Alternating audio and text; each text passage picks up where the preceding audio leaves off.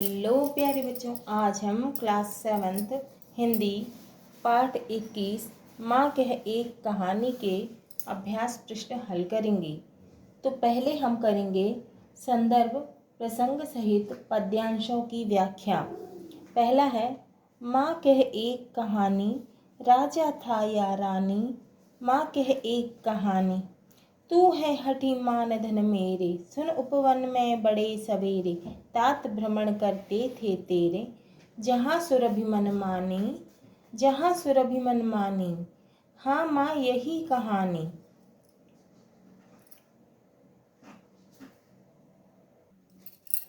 संदर्भ, तो पहला है, माँ कह एक डैश डैश डैश यही कहानी। संदर्भ, प्रस्तुत पद्यांश हमारी पाठ्य पुस्तक भाषा भारती के माँ कह एक कहानी से अवतरित है। इसके रचयिता श्री मैथिली शरण गुप्त हैं। प्रसंग, प्रस्तुत पद्यांश में सिद्धार्थ अर्थात गौतम बुद्ध का पुत्र राहुल अपनी माँ यशोधरा से अपने पिता की कहानी सुनाने को कहता है, जिसमें उन्होंने हंस की जान बचाई थी। व्याख्या है, कवि कहते हैं कि राहुल अपनी माँ यशोधरा से कहता है कि माँ एक कहानी कहो, किसी राजा या रानी की कहानी कहो। यशोधरा कहती हैं कि हे मेरे पुत्र, तू बड़ा जिद्दी है, तू ही मेरे सम्मान की पूंजी है। तू अब कहानी सुन। तेरे पिता बहुत ही प्रातः माने बहुत ही सवेरे ही बगीचे में घूमते रहते थे। वहाँ उस उपवन में मन के अनुकूल हवा बहती थी, सुगंधित हवा बहती थी। राहुल आश्चर्य करते हुए कहता है, माँ यही कहानी कहो। दूसरा है, वर्ण वर्ण के फूल खिले थे, झलमल कर हिम बिंदु झिले थे, हल्के झोंके हिले मिले थे, लहराता था पानी, लहराता था पानी। हाँ हाँ यही कहानी। दूसरा है, वर्ण वर्ण डैश डैश यही कहानी। संदर्भ पूर्ववत है। प्रसंग, प्रस्तुत पद्यांश में यशोधरा ने उस बगीचे की प्रकृति का वर्णन किया है जहाँ सिद्धार्थ घूमते थे। व्याख्या, कवि कहते हैं कि यशोधरा उस बगीचे का वर्णन करते हुए कहती हैं कि संदर्भ पूर्ववत है। प्रसंग, प्रस्तुत पद्यांश में यशोधरा ने उस बगीचे की प्रकृति का वर्णन किया है जहाँ सिद्धार्थ घूमते थे। व्याख्या, कवि कहते हैं कि यशोधरा उस बगीचे का वर्णन करते हुए कहती हैं कि उस बगीचे में रंग बिरंगे माने वर्ण वर्ण के फूल खिले हुए थे। जमी हुई ओस की बूंदें प्रातःकालीन हवा के हल्के झोंके ओस बिंदुओं से मिश्रित होकर बह रहे थे। हवा के इन कोमल झोंकों से तालाब के पानी में लहरें उठ रही थीं। इस प्रकार का वर्णन सुनकर राहुल कहता है कि हे माँ यही कहानी तू कह। तीसरा है, गाते थे खग कल कल स्वर से, सहसा एक हंस ऊपर से, गिरा बिद्ध होकर खग शर से, हुई पक्ष की हानि, हुई पक्ष की हानि, करुणा भरी कहानी। तीसरा है, गाते थे डैश भरी कहानी। संदर्भ पूर्ववत है। प्रसंग, प्रस्तुत पद्यांश में शिकारी के बाण से घायल एक हंस का बड़ा ही मार्मिक वर्णन किया है। व्याख्या, कवि कहते हैं कि उस उपवन में पक्षीगण कल कल स्वर में मधुर गान कर रहे थे। अचानक एक हंस बाण से घायल होकर ऊपर गिर से गिरता है। उसके एक पंख को हानि हुई, अर्थात उसका एक पंख टूट गया। यह सुनकर राहुल अपनी माँ से कहता है कि उस पक्षी का एक पंख टूट गया। यह कहानी तो बड़ी करुणा भरी है। चौथा है, चौक उन्होंने डैश डैश कठिन कहानी। चौथा है, चौक उन्होंने उसे उठाया, नया जन्म सा उसने पाया, इतने में आखेटक आया, लक्ष्य सिद्धि का मानी, लक्ष्य सिद्धि का मानी, कोमल कठिन कहानी। संदर्भ पूर्वत है। प्रसंग प्रस्तुत पद्यांश में यशोधरा उस बगीचे की प्रकृति का वर्णन कर रही हैं जहाँ सिद्धार्थ अर्थात महात्मा बुद्ध घूमने जाते थे। व्याख्या। कवि कहते हैं कि यशोधरा अपने पुत्र राहुल को बताती हैं कि घायल हंस को सिद्धार्थ ने चौंक कर उठा लिया, मानो उसने फिर से नया जन्म प्राप्त कर लिया हो। इसी बीच वह शिकारी वहां आ गया जिसने उसे घायल किया था। उसे अपनी लक्ष्य सिद्धि पर बड़ा घमंड था। यह कहानी सुनकर राहुल कहता है कि निश्चय ही यह कहानी तो कोमल भी है और अति कठोर भी। पांचवा, मांगा उसने डैश डैश चली कहानी।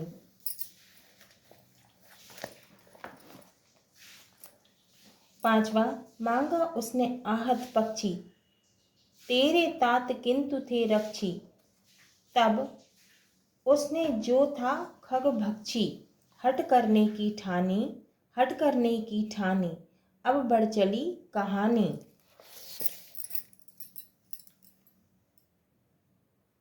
संदर्भ पूर्वत है, पहले के जैसा है। प्रसंग प्रस्तुत पद्यांश में शिकारी का जिद्द पूर्वक पक्षी को मांगने का वर्णन किया है। व्याख्या। कवि कहते हैं कि यशोधरा आगे कहानी सुनाती हुई कहती हैं कि उस शिकारी ने घायल हुए पक्षी को मांगा, किंतु तुम्हारे पिता उस पक्षी के रक्षक थे, अर्थात उन्होंने उस पक्षी की रक्षा की थी, इसीलिए वह उसे देना नहीं चाहते थे। वह शिकारी उस पक्षी को लेने के लिए अड़ गया, क्योंकि वह पक्षियों को खाने वाला था। तब राहुल कहने लगा कि अरे, उसने रक्षक से उस घायल पक्षी को लेने की जिद की। अब तो यह कहानी बढ़ चली है। छठवा है, हुआ विवाद डैश डैश हुई कहानी। छठवा है, हुआ विवाद सदैव निर्दय में, अभय आग्रही थे स्व विषय में, गई बात तब न्यायालय में, सुनी सभी ने जानी, सुनी सभी ने जानी, व्यापक हुई कहानी। संदर्भ पूर्वत है। प्रसंग प्रस्तुत पद्यांश में जब रक्षक और भक्षक के बीच विवाद बढ़ा तो बात न्यायालय तक पहुंच गई का चित्रण हुआ है। व्याख्या। कवि कहते हैं कि यशोधरा राहुल को आगे की कहानी बताते हुए कहती हैं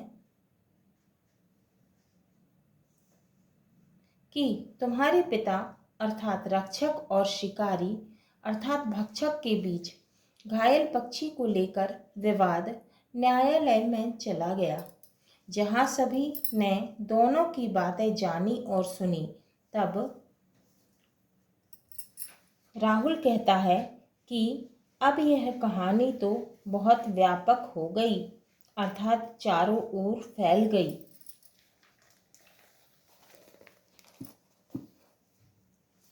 सातवां है, राहुल तू निर्णय कर इसका, न्याय पक्ष लेता है किसका, कह दे निर्भय जय हो जिसका। सुन लूँ तेरी बानी, सुन लूँ तेरी बानी, माँ मेरी क्या बानी। संदर्भ सातवां है राहुल तू डैश क्या बानी। संदर्भ पूर्वत है। प्रसंग प्रस्तुत पद्यांश में यशोधरा राहुल से कहती हैं कि तुम विवाद का निर्णय बताओ का चित्रण किया गया है। व्याख्या कवि कहते हैं कि यशोधरा राहुल से कहती हैं कि राहुल तू निर्णय इस बात का कर कि न्याय किसका पक्ष लेता है। निर्भय होकर यह कह दे कि विजय किसकी होगी। मैं भी सुन लूँ कि तेरी वाणी क्या कहती है। राहुल कहता है कि माँ मैं तेरी वाणी सुन लूँ, इस विषय में मेरी वाणी क्या हो सकती है। आठवां कोई निरपराध डैश डैश गुनी कहानी।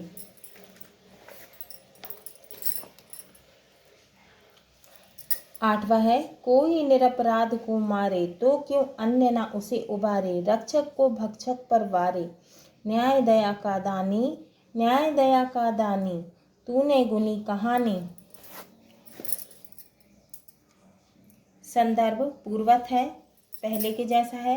प्रसंग प्रस्तुत पद्यांश में रक्षक को ही भक्षक से बड़ा बताने का प्रयत्न किया गया है। व्याख्या कवि कहते हैं कि यशोधरा कहानी का अंत करते हुए कहती हैं कि जब कोई व्यक्ति किसी निरपराध को मार रहा हो तो कोई अन्य व्यक्ति उसका बचाव क्यों नहीं करेगा। इस तरह के रक्षक के ऊपर अनेकानेक भक्षकों को न्यौछावर किया जा सकता है, अर्थात रक्षक भक्षक से श्रेष्ठ होता है। यशोधरा कहती हैं कि अब तो तू निश्चय ही कहानी के वास्तविक अर्थ को ठीक से समझ लिया होगा कि मारने वाले से बचाने वाला बड़ा होता है। शब्दकोश प्रश्न 1 निम्नलिखित शब्दों के अर्थ शब्दकोश से खोजकर छांटकर लिखिए।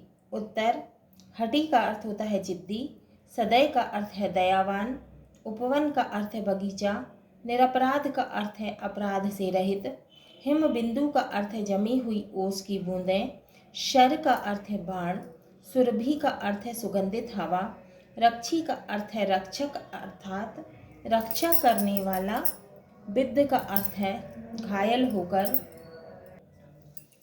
व्यापक का अर्थ है विस्तृत, आहत का अर्थ है घायल होना, निर्दय का अर्थ है निडर, अभय का अर्थ है दोनों, उबारी का अर्थ है बचाना अर्थात रक्षा करना, निर्दय का अर्थ है दयाहीन, तात का अर्थ है पिता, आग्रही का अर्थ है अडिग रहना या अड़ी रहना, आखेटक का अर्थ है शिकारी, मानधन का अर्थ है सम्मान की पूंजी, पक्ष का अर्थ है पंख, खग का अर्थ है पक्षी।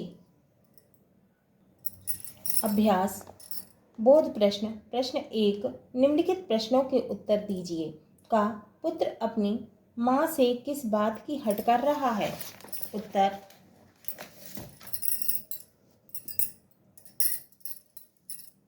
पुत्र अपनी माँ से कोई कहानी सुनाने की जिद कर रहा है। ख बड़े सवेरे उपवन में कौन भ्रमण कर रहा है। उत्तर बड़े सवेरे उपवन में सिद्धार्थ अर्थात राहुल के पिता भ्रमण कर रहे थे। का उपवन में सहसा हंस नीचे क्यों गिरा।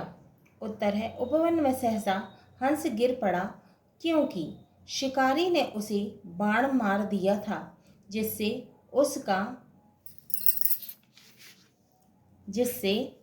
उसका एक पंख आहत हो गया था और वह घायल होकर उपवन में गिर गया। घ राजा और आखेटक के बीच क्या विवाद हुआ। उत्तर राजा और आखेटक दोनों ही हंस पर अपना अपना अधिकार जता रहे थे और इस बात पर उनका विवाद छिड़ गया। इंगा माँ ने राहुल से किस विवाद का निर्णय करने को कहा। उत्तर माँ यशोधरा ने घायल हंस पर किसका अधिकार होना चाहिए, सिद्धार्थ का या आखेटक का? इस विवाद पर निर्णय करने के लिए माँ ने कहा। च सदा किसकी विजय होती है? उत्तर सत्य और न्याय के पक्ष पर चलने वाले व्यक्ति की सदा विजय होती है। प्रश्न 2, निम्नलिखित पंक्तियों को पूरा कीजिए। का वर्ण वर्ण के फूल खिले थे, इसको हमें पूरा करना है। इस पंक्ति को वर्ण वर्ण के फूल खिले थे, झलमल कर हिम बिंदु झिले थे, हल्के झोंके हिले मिले थे, लहराता था पानी। ख कोई निरपराध को मारे तो क्यों अन्य ना उसे उबारे, रक्षक को भक्षक परवारे, न्याय दया का दानी। प्रश्न 3, निम्नलिखित पंक्तियों के भाव स्पष्ट कीजिए।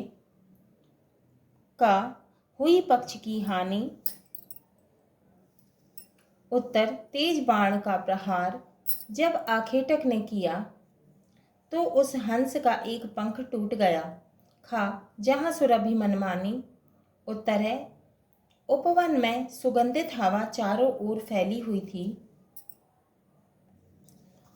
ग लक्ष्य सिद्धि का मानी। उत्तर आखेटक को अपने निशाना साधने से मिली सफलता पर घमंड था। घा न्याय दया का दानी। उत्तर न्याय दया का समर्थक है। जहाँ दया है वहाँ सत्य का समर्थन है, वहाँ सच्चा न्याय है।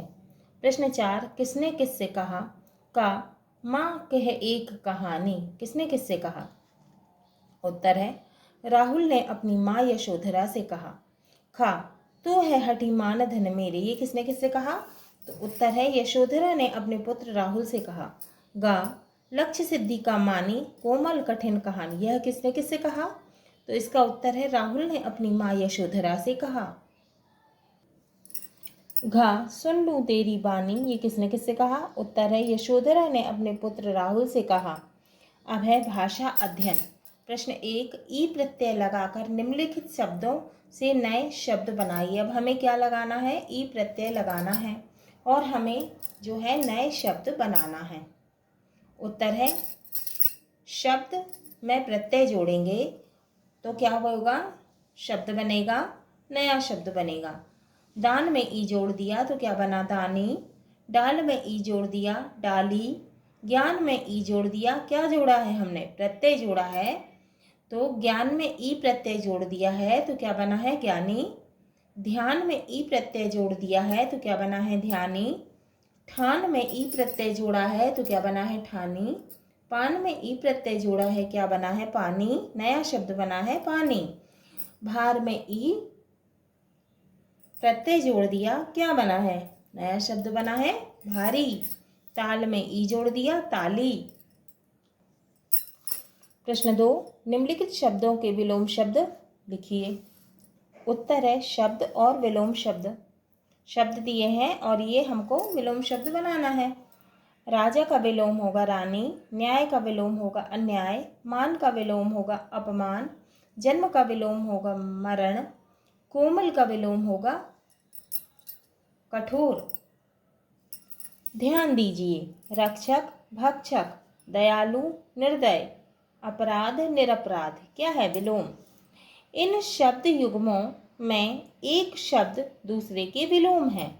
जब दो शब्द एक दूसरे के विपरीत अर्थ देते हैं तब वे एक दूसरे के विलोम या विपरीत अर्थ वाले शब्द कहलाते हैं।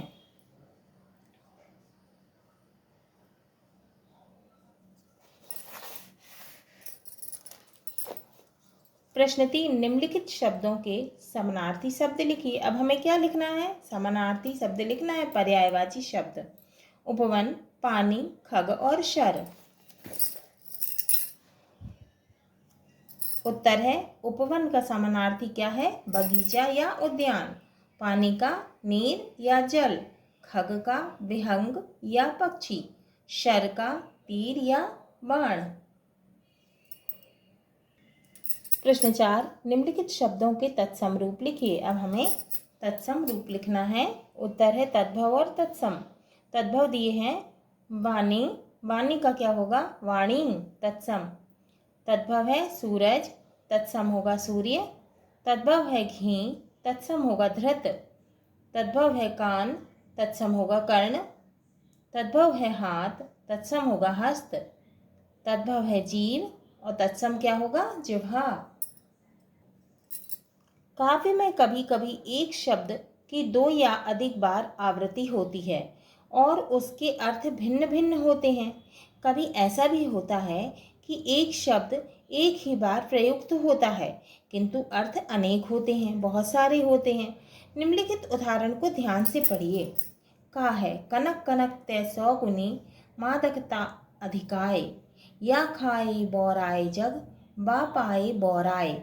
इसमें कनक शब्द दो बार आया है और इसके अर्थ भी अलग अलग हैं। दो बार आया है कनक, ये कनक और कनक ये दो बार आया है। तो एक कनक का अर्थ है धतूरा और एक कनक का अर्थ है सोना। ख पानी गए न उबरे, मोती मानस चून। इसमें पानी शब्द एक ही बार प्रयुक्त हुआ है किंतु इसके अर्थ जो हैं वो अलग अलग दे रहा है। जैसे एक पानी का अर्थ होता है चमक और एक पानी का अर्थ होता है इज्जत। और तो पानी पानी जल। अब जानिए, अब हमें जानना है जहाँ एक शब्द एक से अधिक बार आए किंतु उसका अर्थ अलग हो वहाँ यमक अलंकार होता है। जैसे क में दिए गए उदाहरण में जहाँ एक शब्द एक ही बार प्रयुक्त हो किंतु अर्थ अनेक देता है वहाँ श्लेष अलंकार होता है। जैसे कनक, जैसे जहाँ एक शब्द एक ही बार प्रयुक्त हो किंतु अर्थ अनेक देता है वहाँ श्लेष अलंकार होता है।